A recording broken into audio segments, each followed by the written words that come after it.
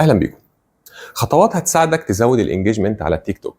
التيك توك دلوقتي بقى منصه تسويقيه مهمه جدا من منصات السوشيال ميديا، سواء كنت بتستخدمه كبراند او كمحتوى شخصي، وبتزيد اهميته لو عايز تبني علاقه قويه مع الجمهور بتاعك وتزود نسبه تفاعلهم. عشان كده في الفيديو ده هقول لك على 5 حاجات هتساعدك تزود الانجيجمنت ريتس في تيك توك.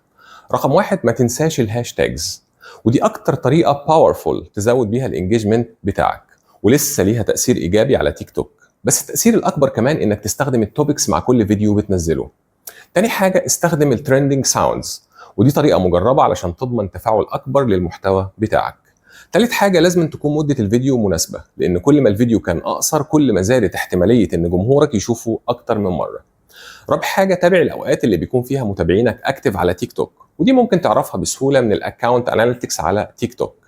خامس حاجه والاخيره، استغل التيك توك ديوتس، لانه فرصه كويسه جدا تقدر تستفيد بيها من نجاح محتوى تاني مشهور عشان تبني عليه نجاح المحتوى بتاعك.